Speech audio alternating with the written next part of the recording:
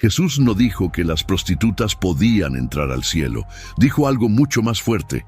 Dijo que las prostitutas iban primero, antes que los religiosos, delante de ellos. Lo dijo mirándolos directamente a los ojos, en su propia casa, en el templo. Mateo 21, 31. De cierto os digo, que los publicanos y las rameras van delante de vosotros al reino de Dios.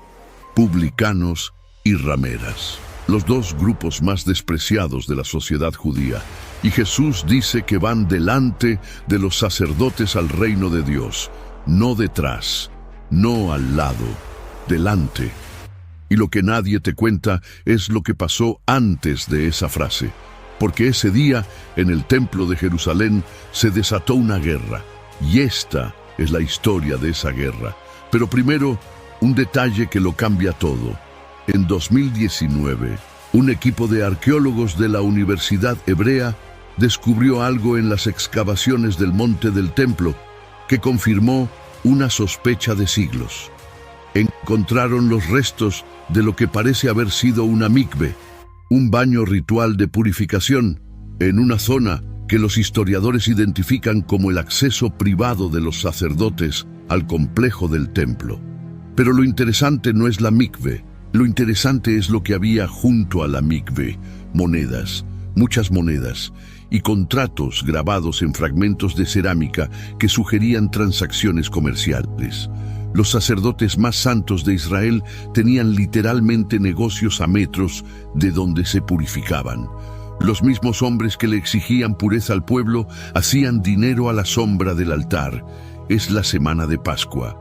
Jerusalén está repleta. Miles de peregrinos han caminado días enteros desde Galilea, desde la Decápolis, desde las comunidades de la diáspora. El templo hierve de gente. El olor a incienso se mezcla con el olor a sangre de los sacrificios. Los levitas cantan los salmos. Los sacerdotes se mueven entre el humo de los altares con sus túnicas blancas. Y el día anterior, algo inaudito había pasado. Un hombre de Nazaret, un carpintero convertido en predicador itinerante, había entrado al atrio de los gentiles. Ese era el patio exterior del templo, el único espacio donde los no judíos podían acercarse a orar. Pero los sacerdotes habían convertido ese patio en un mercado. Mesas de cambio de monedas por todas partes, jaulas con palomas apiladas, vendedores gritando precios, corderos balando, y el ruido, un ruido ensordecedor que hacía imposible orar. Jesús entró ahí y volcó las mesas. Mateo 21, 12. Las monedas rodando por el suelo de piedra caliza, las palomas volando en todas direcciones, los cambistas gritando, y Jesús en medio del caos, con una voz que cortaba el aire: mi casa, casa de oración será llamada, mas vosotros la habéis hecho cueva de ladrones. Cueva de ladrones. No le dijo eso a cualquiera. Se lo dijo a los empleados de Anás. Anás ben Set, el ex sumo sacerdote que controlaba todo el comercio del templo, porque lo que funcionaba en ese atrio no era un servicio religioso, era un negocio. Los peregrinos venían con sus monedas romanas, que tenían la imagen del César grabada, y no podían usarlas para comprar los animales del sacrificio, porque esa imagen era considerada idolatría. Así que tenían que cambiarlas por monedas del templo. Y en cada cambio, los sacerdotes se llevaban una comisión. Después, esos mismos peregrinos compraban las palomas o los corderos a precios inflados, porque dentro del templo no había competencia. Era un monopolio sagrado, y el propio pueblo judío lo sabía. El Talmud de Babilonia, en Pesajim 57a, registra una lamentación popular. ¡Ay de la casa de Anás! ¡Ay de sus susurros! Son sumos sacerdotes, y sus hijos son tesoreros, y sus yernos son administradores, y sus siervos golpean al pueblo con palos. Esa era la gente que controlaba el templo, y Jesús les había volcado las mesas delante de miles de testigos. Así que ahora imagina lo que pasó al día siguiente, cuando Jesús volvió al templo a enseñar. Los principales sacerdotes y los ancianos del pueblo lo estaban esperando, y se le acercaron con una pregunta que no era realmente una pregunta, era una emboscada. ¿Con qué autoridad haces estas cosas? ¿Y quién te dio esta autoridad? Mateo 21, 23. En el mundo judío del siglo I, ningún maestro podía enseñar oficialmente en el templo sin la validación del Sanedrín, y Jesús no la tenía. Así que la pregunta era una trampa perfecta. Si decía que su autoridad venía de Dios, lo acusarían de blasfemia. Si decía que venía de sí mismo, lo descalificarían como impostor. Pero Jesús no cae.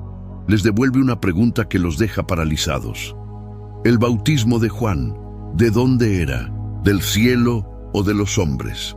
Mateo 21, 25. Y Mateo registra lo que los sacerdotes discutieron entre ellos en voz baja. Si decimos que del cielo, nos preguntará por qué no le creyeron. Y si decimos que de los hombres, tenemos miedo del pueblo, porque todos consideran a Juan un profeta. ¿Captas lo que está pasando? Los líderes religiosos más poderosos de Israel, los que se suponía que eran los expertos en discernir lo que venía de Dios, acaban de admitir en público que no saben. No porque no supieran, sino porque la verdad les resultaba políticamente inconveniente. Decir la verdad les costaba poder, así que prefirieron mentir, y Jesús los atrapa con su propia trampa, porque lo que viene después es una parábola que funciona como un espejo, y cuando los sacerdotes se miren en ese espejo, ya será demasiado tarde. Mateo 21, 28. Jesús les dice: un hombre tenía 2 hijos. Se acercó al primero y le dijo: Hijo, ve hoy a trabajar en mi viña. El hijo le contestó: no quiero. Pero después se arrepintió y fue. Se acercó al segundo y le dijo lo mismo. Este respondió: sí, señor, voy. Pero no fue. 2 hijos, un padre, la misma instrucción. El primero dice que no. Es rebelde, desobediente. Es el hijo que cualquier comunidad religiosa señalaría como el problema. Pero después cambia, se arrepiente y va a la viña. El segundo dice que sí, señor, es respetuoso. Correcto, es el hijo que todo el mundo aplaudiría, pero nunca va. Su sí es mentira, su obediencia es teatro. Y Jesús les pregunta: ¿cuál de los 2 hizo la voluntad de su padre? Mateo 21, 31. Los sacerdotes responden sin darse cuenta de lo que están haciendo. Dicen: el primero. Y en ese momento, Jesús les clava la sentencia. De cierto os digo, que los publicanos y las rameras van delante de vosotros al reino de Dios. Porque vino a vosotros Juan en camino de justicia y no le creísteis, pero los publicanos y las rameras le creyeron. Y vosotros, viendo esto, no os arrepentisteis después para creerle. Mateo 21, 31, 32. Los publicanos eran recaudadores de impuestos para Roma, traidores que se enriquecían extorsionando a su propio pueblo, y las rameras eran las personas más excluidas del sistema religioso.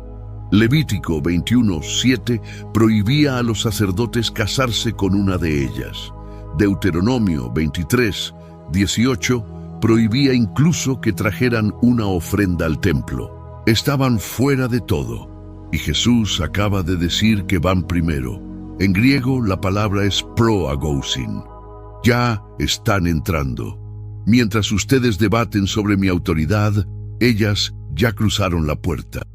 Imagina el silencio que cayó sobre ese atrio. Imagina las caras de los sacerdotes. Imagina a la multitud de peregrinos conteniendo la respiración. Un carpintero de Nazaret acababa de decirle a la élite religiosa de Israel en su propio templo que las prostitutas estaban más cerca de Dios que ellos. Pero la bomba que Jesús lanzó no salió de la nada. Tenía raíces que iban muy profundo en la historia de Israel. Porque la relación de Dios con las mujeres que el sistema religioso descartaba no empezó en Mateo 21. Empezó mucho antes. Abre la primera página del Evangelio de Mateo. Capítulo 1. La genealogía de Jesús. Esa lista de nombres que la mayoría se salta. Abraham engendró a Isaac, Isaac engendró a Jacob. Pero escondidas en esa lista, en una genealogía judía, donde normalmente solo aparecían hombres, Mateo incluye a 4 mujeres. La primera es Tamar. Mateo 1:3. Su historia está en Génesis 38 y es una de las más incómodas de toda la Biblia. Tamar se casó con hijo de Judá, pero murió. La ley del levirato obligaba al siguiente hermano a casarse con ella para darle descendencia, pero Onán, el segundo hermano, se negó y murió también. Judá le prometió a Tamar que le daría al tercero, a Selá, cuando creciera, pero nunca lo hizo. La dejó esperando, abandonada, sin esposo, sin hijos, sin protección, sin futuro. Entonces Tamar hizo algo desesperado. Se disfrazó de prostituta, se sentó al borde del camino y cuando su propio suegro Judá pasó, él no la reconoció y se acostó con ella. Tamar quedó embarazada. Y cuando Judá se enteró y quiso condenarla a muerte por inmoralidad, ella sacó las pruebas de que el padre era él. Y Judá tuvo que admitir: más justa es ella que yo, por cuanto no le di a Selá mi hijo. Génesis 38:26. La segunda mujer es Rahab. Mateo 1:5. Josué 2:1 la presenta sin eufemismos, una prostituta que vivía en las murallas de Jericó. Cuando los espías israelitas entraron a la ciudad, ella los escondió, arriesgando su vida. No porque fuera judía, no porque conociera la ley, sino porque creyó. Josué 2:11. Jehová, vuestro Dios, es Dios arriba en los cielos y abajo en la tierra. Una prostituta pagana declarando su fe en el Dios de Israel antes de que las murallas cayeran. Y Hebreos 11:31 la pone en el salón de la fe junto a Abraham, Moisés y David. Por la fe Rahab la ramera no pereció juntamente con los desobedientes. La tercera es Ruth. Mateo 1:5. No era prostituta, pero era moabita. Y Deuteronomio 23:3 decía que ningún moabita podía entrar en la congregación de Jehová ni hasta la 10ª generación. Ruth estaba fuera por su sangre. La cuarta es Betsabé. Mateo 1:6 ni siquiera la menciona por nombre. Dice: la que fue mujer de Urías. David la tomó en adulterio, mandó matar a su esposo para cubrirlo, y de esa unión nació la línea que llegaría hasta Jesús. ¿Entiendes lo que Mateo está haciendo?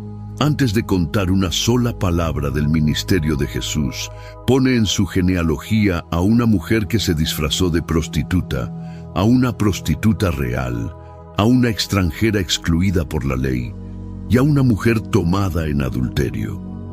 Las pone en la línea directa del linaje del Mesías, como diciendo: si quieres entender quién es Jesús, primero entiende que su sangre ya pasó por las personas que ustedes excluyen. Y hay algo más, algo que la mayoría nunca conecta con Mateo 21. El profeta Oseas. Dios le da una orden que suena absurda. Oseas 1:2. Ve, tómate una mujer fornicaria e hijos de fornicación, porque la tierra fornica apartándose de Jehová. Dios le ordena a un profeta casarse con una prostituta, no como castigo, como mensaje, porque Dios quiere usar ese matrimonio como un espejo de su propia relación con Israel. Dios es el esposo fiel, Israel es la esposa que se va detrás de otros dioses. Y la historia de Oseas y Gomer es desgarradora. Gomer lo abandona, vuelve a la prostitución, termina siendo vendida como esclava, y Dios le dice a Oseas: ve, ama a esa mujer otra vez, aunque adúltera, como yo amo a Israel. Oseas 3:1. Y Oseas va y la compra, 15 monedas de plata y una carga y media de cebada. Ese fue el precio de la redención. La encuentra destruida y la trae de vuelta a casa. Eso es lo que Dios venía diciendo siglos antes de que Jesús llegara al templo, que su gracia no tiene las mismas fronteras que la religión humana, que el linaje del Mesías pasó por prostitutas, que un profeta se casó con una prostituta por orden directa de Dios, y que cuando Jesús dice en Mateo 21:31 que las prostitutas van delante, no está improvisando. Está poniendo en palabras lo que todo el Antiguo Testamento ya venía mostrando. Pero hay otro lado de esta historia, porque para entender por qué las prostitutas entran primero, necesitas entender por qué los religiosos se quedan atrás. Y eso nos lleva a una noche en la casa de un fariseo. Lucas 7:36. Un fariseo llamado Simón invita a Jesús a cenar. La cena de un fariseo en el siglo I no era como te la imaginas. No se sentaban en sillas alrededor de una mesa.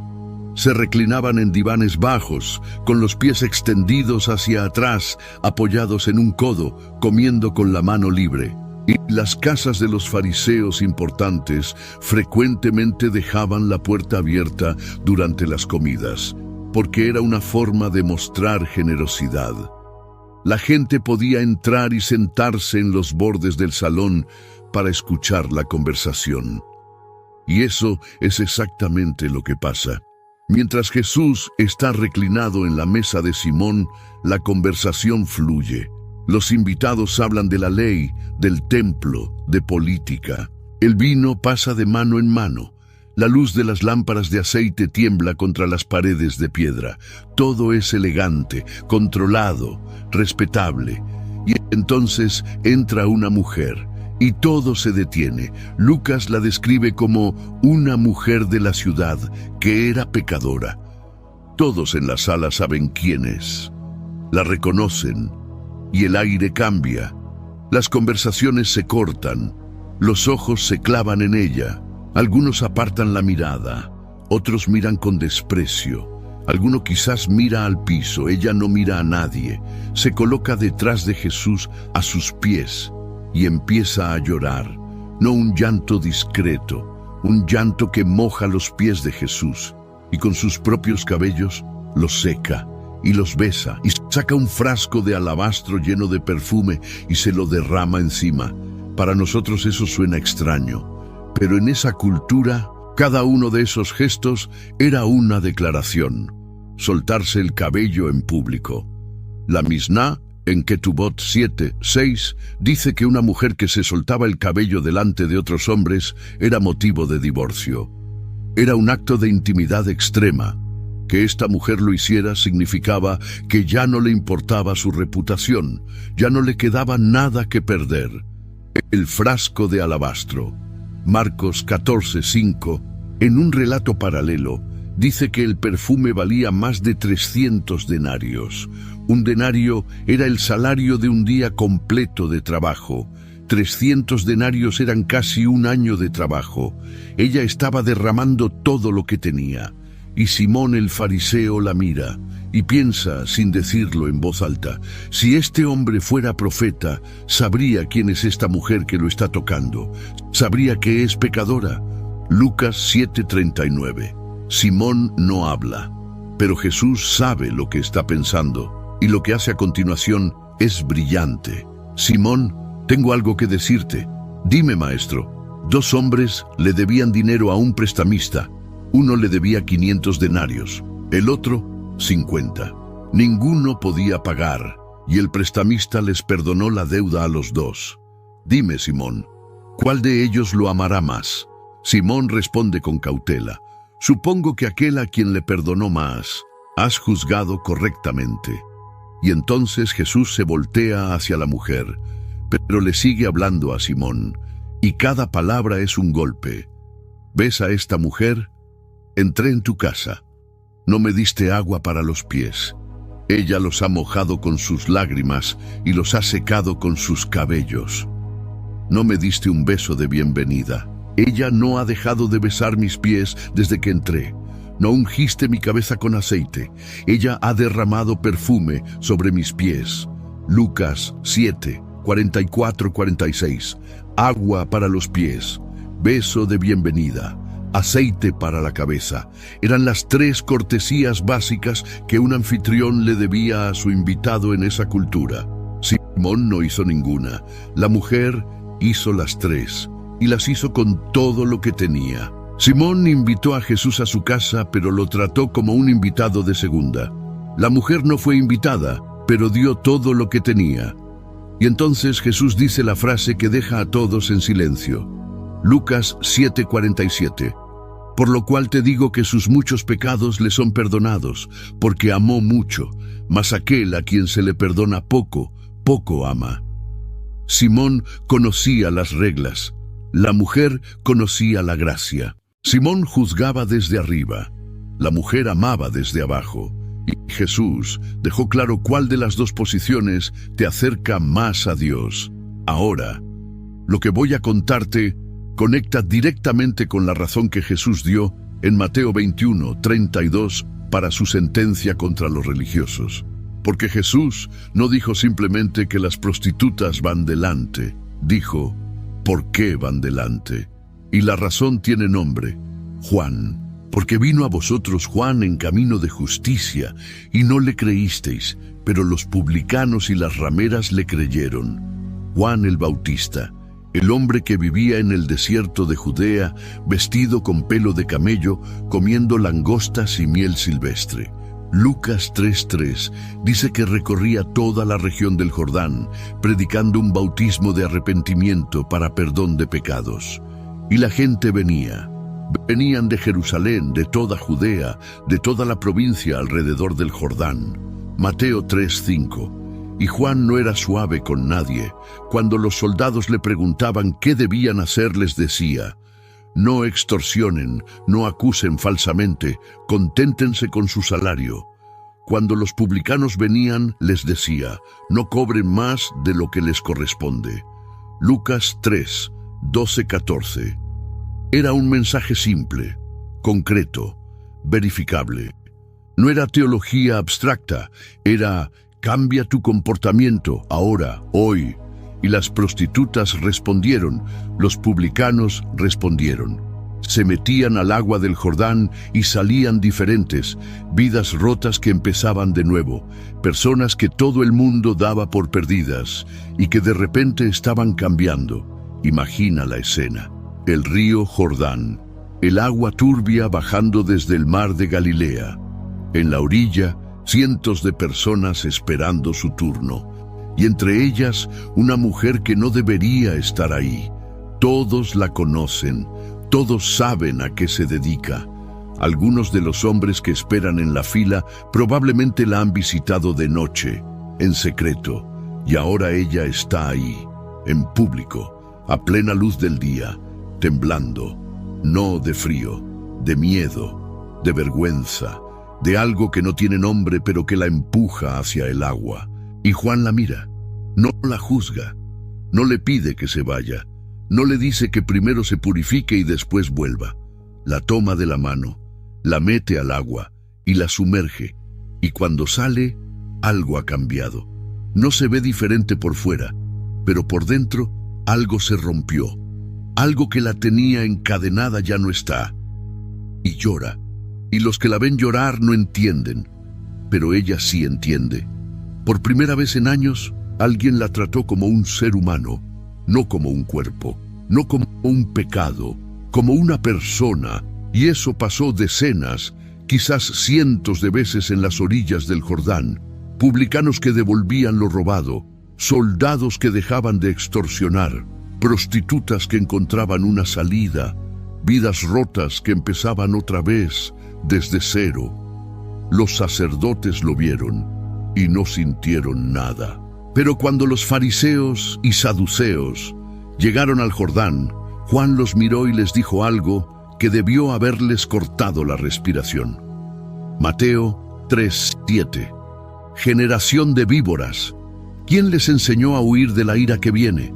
Produzcan frutos dignos de arrepentimiento. Y no piensen que basta con decir, tenemos a Abraham por padre, porque les digo que Dios puede levantar hijos a Abraham aún de estas piedras. Juan les dijo en la cara que su linaje no los salvaba, que ser hijos de Abraham no era un boleto automático al reino de Dios, que necesitaban frutos reales, no pedigrí religioso, y no le creyeron. Los sacerdotes escucharon el mensaje, vieron las vidas cambiadas, vieron a prostitutas y publicanos transformados delante de sus ojos, y no les movió nada. Jesús lo dice explícitamente en Mateo 21:32. Y vosotros, viendo esto, no os arrepentisteis después para creerle. Esa palabra, después, es demoledora, porque significa que tuvieron dos oportunidades. La primera, cuando Juan predicó, no la tomaron. La segunda, cuando vieron los resultados. Cuando vieron que el mensaje de Juan funcionaba, cuando vieron vidas destruidas siendo restauradas. Y ni siquiera eso los hizo dudar de su propia posición. Dos oportunidades, dos rechazos. El primero por incredulidad, el segundo por orgullo. Porque admitir que Juan tenía razón significaba admitir que las prostitutas habían entendido algo que ellos no.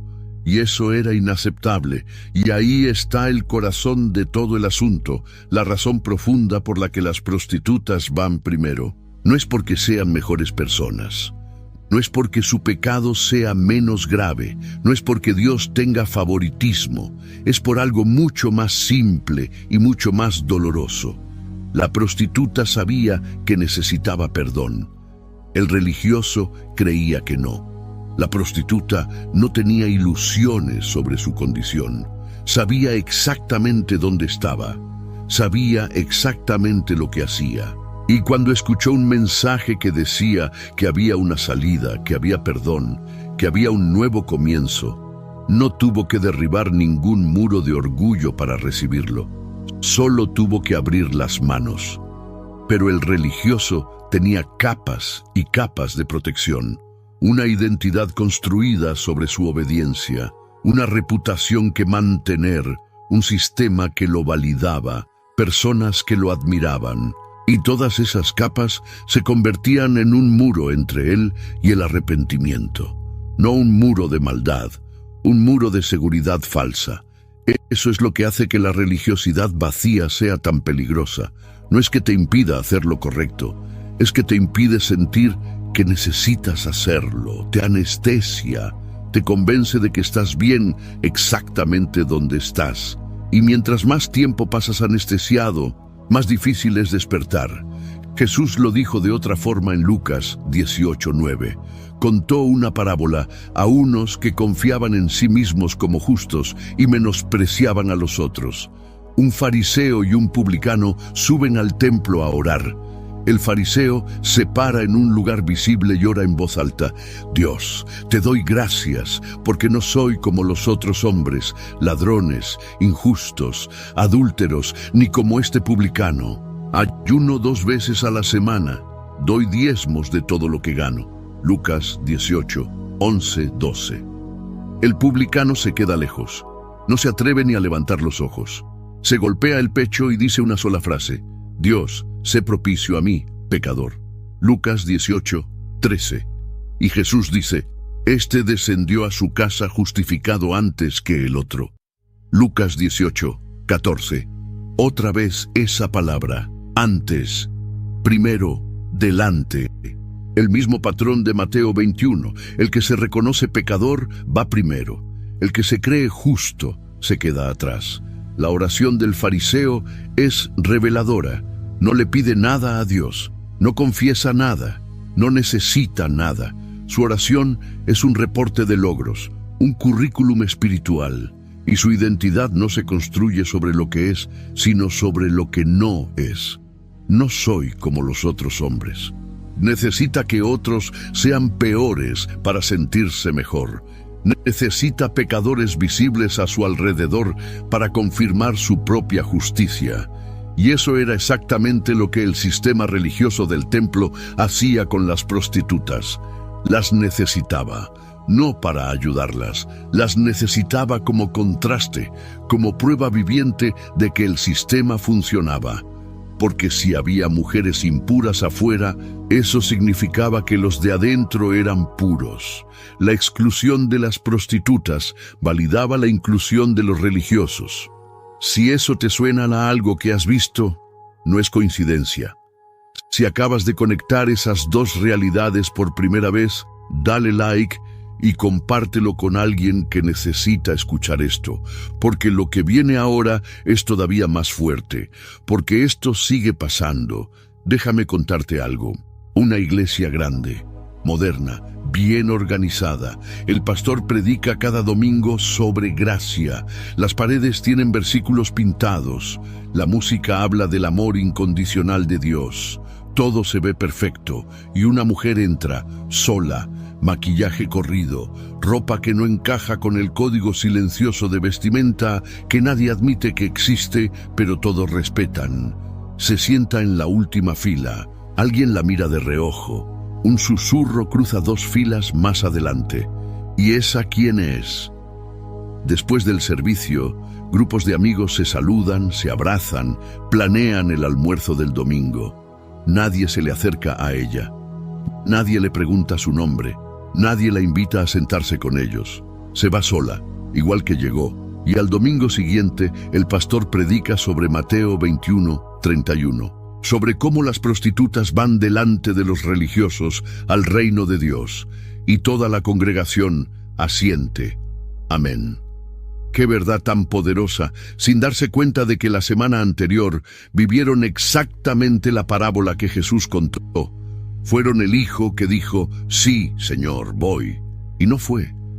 O piensa en esto, un joven de 17 años, creció en la iglesia, sabe los versículos, participa en el grupo de jóvenes, sus padres son líderes, y a los 17 empieza a hacer preguntas difíciles. Cuestiona cosas que le enseñaron y en lugar de encontrar un espacio seguro para sus dudas, encuentra juicio. Le dicen que está perdiendo la fe, que el enemigo lo está atacando, que debería orar más y preguntar menos. Y a los 20 se va. No porque haya dejado de creer en Dios, sino porque la iglesia dejó de ser un lugar donde podía ser honesto. Años después, a los 30, después de una crisis que lo pone de rodillas, vuelve, no a una iglesia, a Dios, y empieza de nuevo, con las manos vacías, sin pretensiones, sin currículum espiritual. ¿Quién es el primer hijo de la parábola? ¿Quién dijo no y después fue? ¿Y quién es el segundo? ¿Quién dijo sí? Señor, toda su vida, pero cuando llegó el momento de la verdad, cuando alguien necesitaba compasión en lugar de doctrina, ¿no estuvo?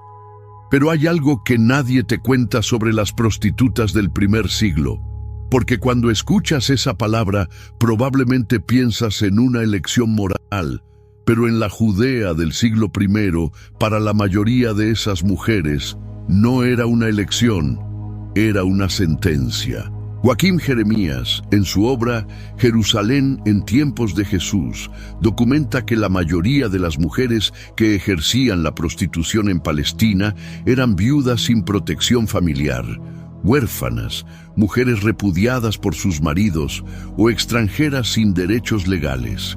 En una sociedad donde una mujer no podía heredar propiedad, no podía testificar en un tribunal, no podía divorciarse por iniciativa propia y dependía completamente de un hombre.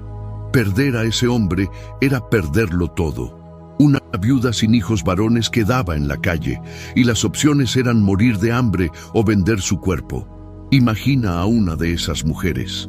Su esposo murió, quizás en un accidente de trabajo, quizás por enfermedad.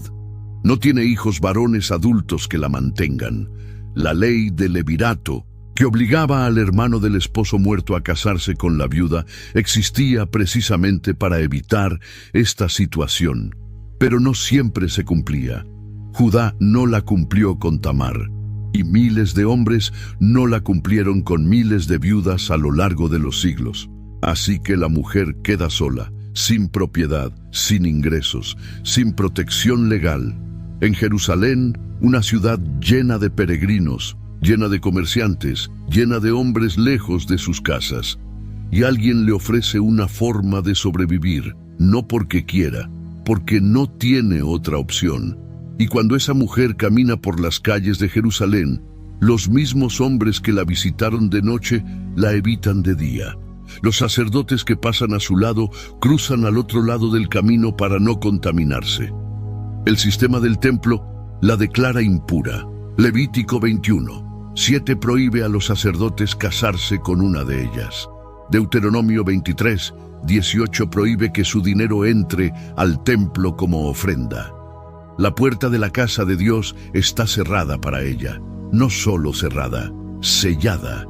Y esa misma mujer, un día, escucha que hay un hombre predicando en el Jordán, que dice que hay perdón, que hay un nuevo comienzo, que Dios no mira tu pasado, sino tu arrepentimiento. Y se acerca, con miedo, con vergüenza, con una esperanza tan frágil que casi no se atreve a nombrarla, y ese hombre no la rechaza, la bautiza. Y esa es la mujer que Jesús tiene en mente cuando dice que las prostitutas van delante al reino de Dios, no una abstracción teológica, una mujer real, con una historia real, con un dolor real, que encontró gracia donde el sistema solo le ofrecía exclusión. Y aquí es donde la historia se vuelve profundamente perturbadora, porque el mismo sistema religioso que condenaba a las prostitutas como impuras, como pecadoras, como indignas de acercarse al templo, era el mismo sistema que producía las condiciones que las empujaban ahí.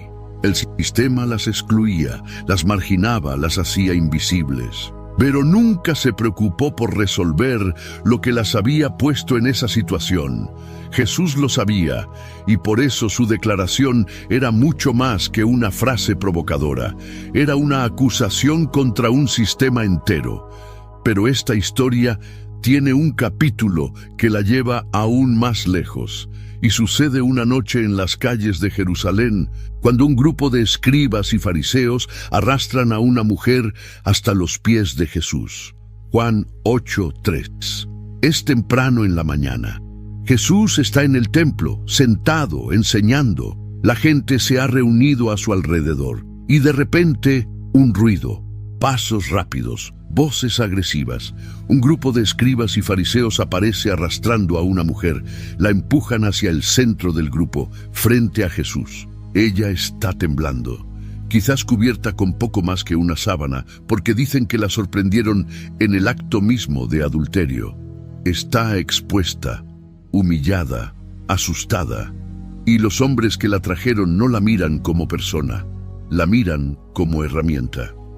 Maestro, esta mujer ha sido sorprendida en el acto mismo de adulterio. En la ley nos mandó Moisés apedrear a tales mujeres.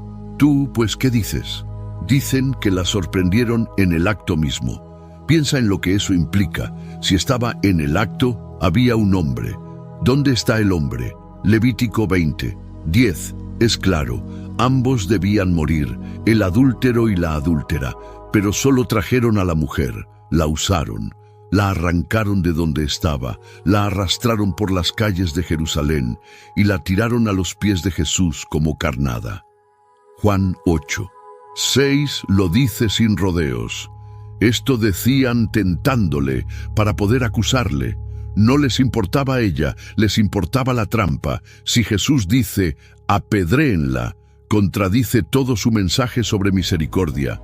Y además viola la ley romana que les había quitado el derecho de ejecutar sentencias de muerte sin autorización del gobernador.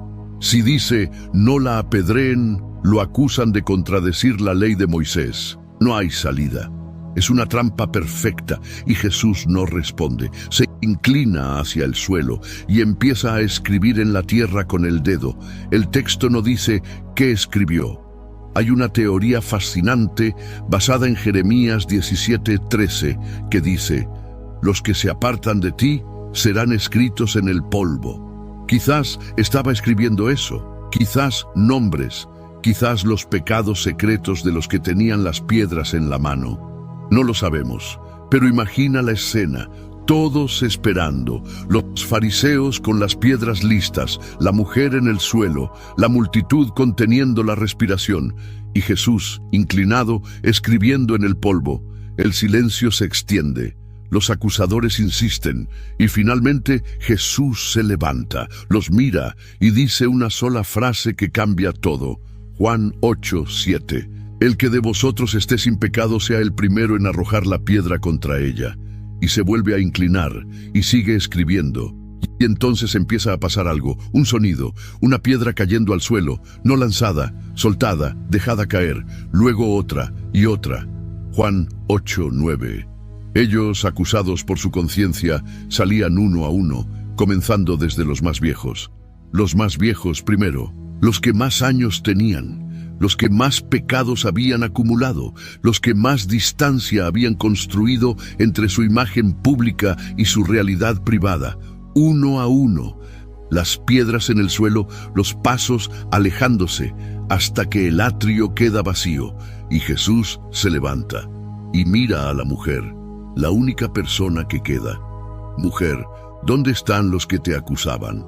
¿Ninguno te condenó? Ninguno, Señor. Ni yo te condeno, vete y no peques más. Juan 8:10-11. Piensa en lo que acaba de pasar.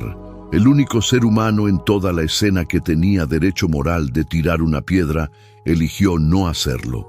El que no tenía pecado, eligió la gracia. Y los que estaban llenos de pecado querían tirar piedras. La mujer pecadora se quedó con Jesús. Los religiosos pecadores se fueron sin él. Gracia y verdad. No una sin la otra. No la condena, pero tampoco le dice que todo está bien. La libera de la piedra y la llama a cambiar. Las dos cosas juntas, siempre juntas. Y todo esto se conecta con una escena que parece completamente diferente, pero que cuenta exactamente la misma historia desde otro ángulo. Jericó. Struggling with weight loss? Prolon's 5-day fasting mimicking diet is a clinically developed nutrition program designed to promote fat loss while protecting lean body mass. Developed at USC's Longevity Institute, it assists the body in entering a fasting-like state that helps reset metabolism and target visceral fat. In just 5 days, Prolon offers a science-backed approach to weight loss without extreme restriction or guesswork. Get 15% off plus a $40 bonus gift when you subscribe at prolonlife.com/now. La ciudad más baja del mundo, a 260 metros bajo el nivel del mar. Un oasis en medio del desierto de Judea, y en esa ciudad vive un hombre que todos conocen y todos odian. Lucas 19:1-2. Zaqueo, jefe de los publicanos en Jericó, rico, poderoso y despreciado. Los publicanos cobraban impuestos para Roma, el imperio que los oprimía, y lo hacían cobrando de más y quedándose con la diferencia. Eran traidores, colaboradores del enemigo. Cada moneda que Zaqueo recaudaba era una moneda que alimentaba la máquina militar que aplastaba a su propio pueblo. Y él era el jefe, no un publicano cualquiera, el que organizaba la extorsión, el que se llevaba el porcentaje más grande. Su casa era probablemente la más grande de Jericó, sus ropas las más finas, su mesa la más llena, pero ningún vecino lo invitaba a cenar. Ningún rabino le dirigía la palabra. En la sinagoga, si es que se atrevía a entrar, se sentaba solo. Era rico y estaba vacío. Y un día escucha que Jesús va a pasar por Jericó, y algo se despierta en él. Lucas 19:3 dice que quería ver quién era Jesús, pero no podía por la multitud, porque era pequeño de estatura. Imagina la escena. Las calles de Jericó llenas de gente, todos empujándose para ver al predicador de Galilea. Y Zaqueo, el hombre más rico de la ciudad, intentando ver por encima de las cabezas. Pero nadie le hace espacio, nadie se mueve para dejarlo pasar. Probablemente más de uno le clava el codo a propósito. Y entonces este hombre rico, poderoso, temido, hace algo absurdo. Se trepa a un árbol sicómoro, un árbol bajo, de ramas anchas, fácil de escalar, un árbol donde se trepan los niños, y ahí está Zaqueo, el jefe de los publicanos, sentado en una rama como un niño, esperando a que Jesús pase por debajo. Y Jesús pasa, y se detiene, y mira hacia arriba. Zaqueo, date prisa, desciende, porque hoy es necesario que pose en tu casa. Lucas 19:5. No le pide que se arrepienta primero, no le pone condiciones, no le dice, devuelve lo que robaste y después hablamos. Se invita a su casa, así, sin más. El predicador más famoso de Israel se autoinvita a la casa del hombre más odiado de Jericó. Lucas 19:6 dice que Zaqueo descendió a prisa y lo recibió gozoso. Gozoso. Ese es un detalle que Lucas elige registrar. Zaqueo bajó del árbol con alegría, quizás la primera alegría genuina que sentía en años. Pero la multitud no compartía esa alegría. Lucas 19:7. Al ver esto, todos murmuraban, diciendo que había entrado a posar con un hombre pecador. Todos, no solo los fariseos, todos. Porque la mentalidad de que Dios se aleja de los pecadores estaba tan arraigada en la cultura que ver a un maestro religioso entrando en la casa del pecador más notorio escandalizó a toda la ciudad. Y entonces, en la casa algo pasa, algo que nadie esperaba. Zaqueo se pone de pie, y sin que nadie se lo pida, sin que Jesús le diga una sola palabra sobre arrepentimiento o restitución, dice, Señor, la mitad de mis bienes doy a los pobres, y si en algo he defraudado a alguno, se lo devuelvo cuadruplicado. Lucas 19:8. La mitad de todo lo que tenía, para los pobres, y 4 veces lo defraudado. La ley de Moisés pedía restitución, pero Zaqueo ofrece 4 veces, mucho más de lo mínimo, no porque alguien se lo exigiera, porque la presencia de la gracia produjo en él lo que ninguna ley, ninguna presión, ninguna condena había podido producir. Un cambio real, desde adentro. Y Jesús dice, hoy ha venido la salvación a esta casa, por cuanto él también es hijo de Abraham. Porque el Hijo del Hombre vino a buscar y a salvar lo que se había perdido. Lucas 19:9-10. Lo que se había perdido. Esa es la frase que resume todo. No vino por los que estaban en el templo, no vino por los que ayunaban 2 veces por semana, vino por lo perdido, lo roto, lo que el sistema había declarado irrecuperable, los zaqueos trepados en árboles, las mujeres llorando a sus pies, los publicanos metidos en el agua del Jordán, los hijos que dijeron no, pero después fueron. Si conoces a alguien que necesita escuchar que no es demasiado tarde, que no está demasiado lejos, que no está demasiado roto, comparte este video. Suscríbete si no lo has hecho, porque lo que viene ahora cambia todo lo que hemos visto hasta aquí. Zaqueo es el primer hijo de la parábola de Mateo 21, el que dijo no con su vida entera, que robó, extorsionó, traicionó a su pueblo, pero que un día se encontró con la gracia y cambió. Y los fariseos que murmuraban afuera de la casa de Zaqueo son el segundo hijo. Los que decían, sí, Señor, todos los días en el templo, que cumplían cada regla, cada rito, cada ceremonia, pero que cuando Dios se presentó en persona, no fueron capaces de reconocerlo. Ahora, hay algo en el sistema de pureza del templo que hace que todo esto sea aún más grave, y tiene que ver con lo que pasaba cuando alguien puro se acercaba a alguien impuro. En el sistema del templo, la impureza era contagiosa. Funcionaba como una enfermedad invisible. Si tocabas a un leproso, quedabas impuro. Si tocabas un cadáver, quedabas impuro. Si te acercabas a una mujer menstruando, a un endemoniado, a una prostituta, quedabas impuro. Y la impureza no era un concepto abstracto, tenía consecuencias reales. Te excluía del culto.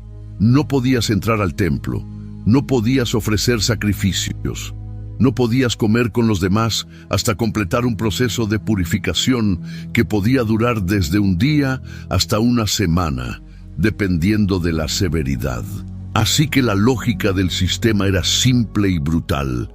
Aléjate de los impuros para mantener tu pureza. No los toques, no te acerques, no los mires si puedes evitarlo. Pero eso creaba un problema terrible, porque la compasión, por definición, requiere acercarse al que sufre, y el que sufre casi siempre era impuro, el leproso que agonizaba fuera de los muros de la ciudad, la mujer con flujo de sangre que llevaba 12 años sin poder tocar a nadie, el paralítico que yacía junto a la piscina de Betesda esperando un milagro, la prostituta que vendía su cuerpo porque no tenía otra forma de sobrevivir. Para ser compasivo, tenías que arriesgar tu pureza, y para mantener tu pureza, tenías que sacrificar la compasión. El sistema obligaba a elegir entre santidad y amor, y los religiosos habían elegido la santidad, una santidad fría, limpia, impecable por fuera, pero vacía por dentro, y Jesús rompe esa trampa sistemáticamente, escena tras escena. Cada vez que alguien impuro se cruza en su camino, Jesús hace lo opuesto de lo que el sistema dictaba. Mateo 8, 1, 3.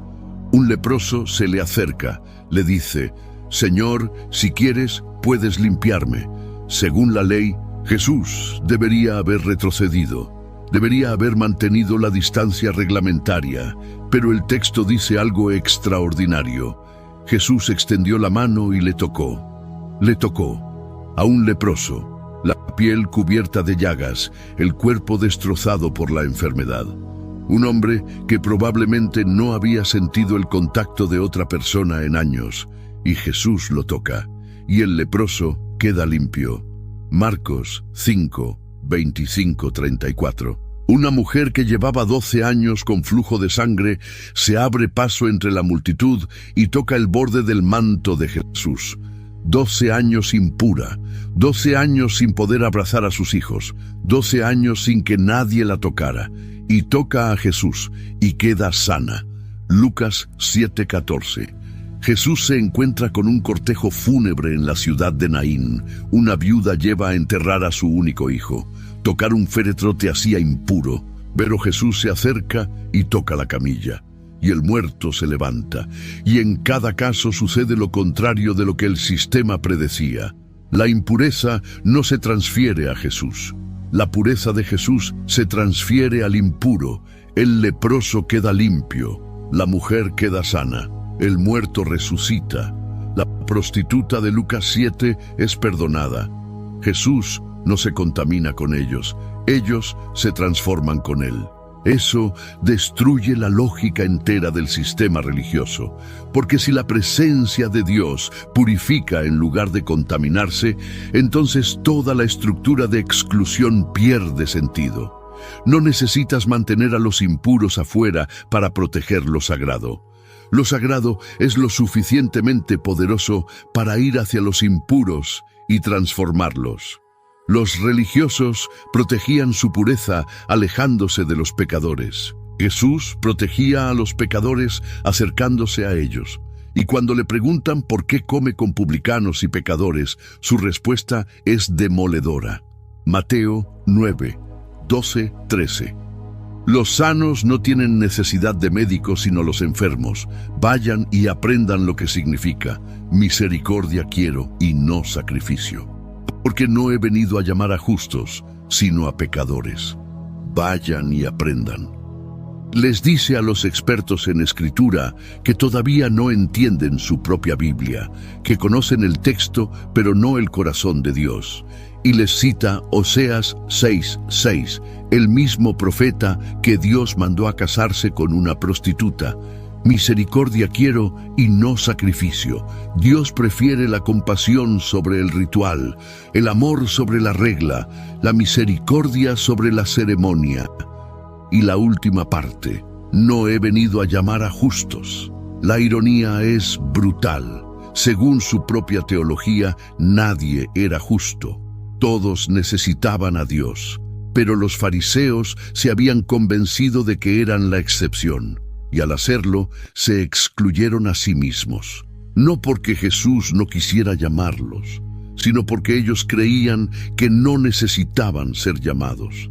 Si esa pregunta te incomodó, quédate, porque lo que viene ahora conecta todo lo que hemos visto con algo que probablemente nunca has considerado. This episode is brought to you by Netflix's Remarkably Bright Creatures. What if a Pacific octopus held the key to a mystery that could heal your heart? Well, that's Tova's reality. An elderly widow working at an aquarium. Tova forms an unlikely friendship with the curmudgeonly Marcellus, whose remarkable intelligence leads her to a life-changing discovery. Remarkably Bright Creatures is now playing, only on Netflix.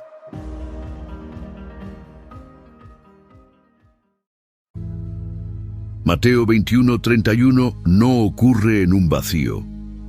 Ocurre en la semana final de la vida de Jesús, la semana de Pascua, y forma parte de una escalada de confrontaciones que va subiendo de intensidad hasta explotar.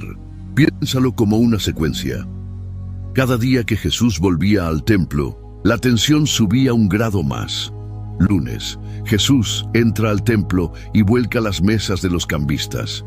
El dinero rueda por el piso. Las palomas vuelan, los gritos de los comerciantes resuenan en los atrios de piedra. Mateo 21:12. Los sacerdotes lo ven. Los niños en el templo gritan, «Hosana al Hijo de David». Mateo 21:15. Y los sacerdotes se indignan, no por el desorden, por los niños, porque esos niños están llamando a Jesús Mesías en su propia casa. Martes, Jesús vuelve. Los sacerdotes lo están esperando. Le preguntan por su autoridad. Jesús los desarma con la pregunta sobre Juan, y entonces suelta la parábola de los dos hijos. Las prostitutas van delante de ustedes. Mateo 21:28-32. Pero no se detiene ahí. Inmediatamente cuenta otra parábola. Los labradores malvados. Unos arrendatarios que se niegan a entregar los frutos al dueño de la viña, que golpean a los siervos que el dueño envía y que finalmente matan al hijo del dueño. Mateo 21:33-39. Los sacerdotes entienden perfectamente. Ellos son los labradores. Dios es el dueño y el hijo que van a matar es Jesús. Mateo 21:45 dice que entendieron que hablaba de ellos. Y después viene otra parábola más. El rey que organiza un banquete de bodas para su hijo. Envía invitaciones a los invitados de honor, y los invitados no quieren ir. Envía más siervos. Los invitados los maltratan y los matan. Y el rey furioso envía sus ejércitos a destruir la ciudad de los que lo rechazaron. Y entonces manda a invitar a cualquiera que encuentren en los caminos, buenos y malos. La sala se llena. Mateo 22:1-10. Los invitados originales eran los líderes religiosos de Israel. Los que llenaron la sala eran los publicanos, las prostitutas, los gentiles, los marginados, los que nadie habría invitado. Y después de las parábolas vienen las trampas. Los fariseos le preguntan si es lícito pagar impuestos al César. Los saduceos le preguntan sobre la resurrección. Un escriba le pregunta cuál es el mandamiento más grande. 3 intentos de atraparlo. Los 3 fracasan. Y entonces llega Mateo 23, el capítulo más brutal de todo el Nuevo Testamento. 7 veces Jesús dice, «Ay de vosotros, escribas y fariseos hipócritas». 7 ayes.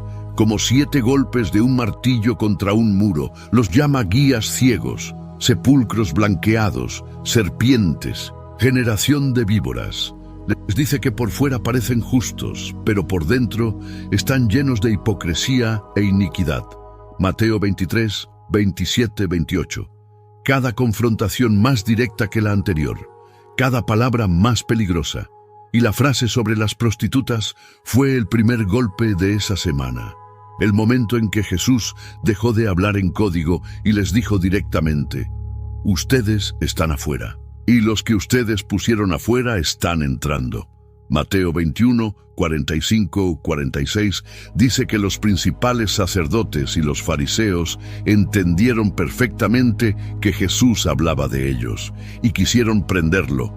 Pero no se atrevieron porque la multitud lo protegía. No se atrevieron. Todavía no. Pero la semilla ya estaba plantada. Porque lo que Jesús hizo esa semana en el templo no fue simplemente enseñar. Fue desenmascarar. Parábola tras parábola, confrontación tras confrontación, fue arrancando la máscara de santidad que cubría un sistema de opresión, exclusión y enriquecimiento disfrazado de religión. Y la gente lo veía. Miles de peregrinos. Gente sencilla de Galilea, de Perea, de la diáspora. Gente que pagaba los precios inflados del templo, que aguantaba la arrogancia de los sacerdotes, que sabía en el fondo que algo estaba podrido, pero no tenía a nadie que lo dijera en voz alta, hasta que Jesús lo dijo. Y los sacerdotes lo sabían. Cada palabra de Jesús les quitaba legitimidad. Cada parábola erosionaba su autoridad. Y la declaración sobre las prostitutas era especialmente peligrosa porque tocaba algo que todos sabían, pero nadie se atrevía a nombrar. Que el sistema religioso del templo favorecía a los poderosos y aplastaba a los vulnerables. Que los que se proclamaban más cerca de Dios eran los que estaban más lejos de su corazón. Días después, la oportunidad llegó. Judas, uno de los 12, se acercó a los principales sacerdotes. Mateo 26, 14, 15. ¿Qué me queréis dar? Y yo os lo entregaré. 30 piezas de plata. Ese fue el precio. Y los mismos sacerdotes que se escandalizaron cuando Jesús dijo que las prostitutas iban delante de ellos al reino de Dios, fueron los que pagaron para que lo arrestaran. Los que organizaron el juicio nocturno, los que lo llevaron ante Pilato, los que gritaron «Crucifícale», la frase de Mateo 21:31. No fue un comentario polémico, fue una sentencia de muerte para Jesús. Porque cuando le dices a los hombres más poderosos de tu país que las personas que ellos desprecian están más cerca de Dios que ellos, no te perdonan, no te olvidan, te eliminan. Pero antes de que lo eliminaran, Jesús dejó algo que ninguna cruz pudo borrar, una promesa. No para los religiosos que decían sí, Señor, y nunca iban, sino para todos los que alguna vez dijeron no con su vida, pero después se arrepintieron y fueron. Para Rahab, la prostituta de Jericó, que escondió a los espías porque creyó. Para Gomer, la esposa infiel, que fue comprada de vuelta por amor. Para Tamar, la abandonada que luchó por su derecho cuando nadie la defendía. Para la mujer que lloró a los pies de Jesús en casa de Simón, porque ya no le importaba lo que pensaran de ella. Para la mujer que los fariseos arrastraron al centro del templo, porque los que la acusaban no pudieron sostener la mirada de Jesús. Para Zaqueo, el ladrón, que un día se subió a un árbol porque algo en él todavía quería ver a Dios. Para todos ellos y para todos los que siguen, porque la promesa de Mateo 21:31 no fue para el siglo I. Fue para todo ser humano que alguna vez se sintió demasiado lejos, demasiado roto, demasiado sucio para que Dios lo mirara. Jesús dice, tú vas primero, no porque tu pecado sea pequeño, sino porque tu arrepentimiento es real. Y la advertencia de Mateo 21:31 tampoco fue solo para los sacerdotes del templo, fue para todo el que alguna vez confundió conocimiento bíblico con cercanía a Dios. Actividad religiosa con transformación real. Estar sentado en el templo con estar dentro del reino. Porque Jesús nunca dijo bienaventurados los religiosos. Lo que dijo fue, bienaventurados los pobres en espíritu. Mateo 5:3. Los que saben que no tienen nada, los que llegan con las manos vacías, los que solo pueden decir, Dios, sé propicio a mí, pecador. Las prostitutas lo entendieron. Los sacerdotes no. Y eso cambió la historia para siempre. Lo que vas a ver ahora en pantalla va a cambiar la forma en que lees los evangelios. Porque si Jesús dijo que las prostitutas iban delante, la pregunta que queda es ¿qué más dijo sobre las personas que todo el mundo descarta, y la respuesta está en el video que tienes en pantalla. Dale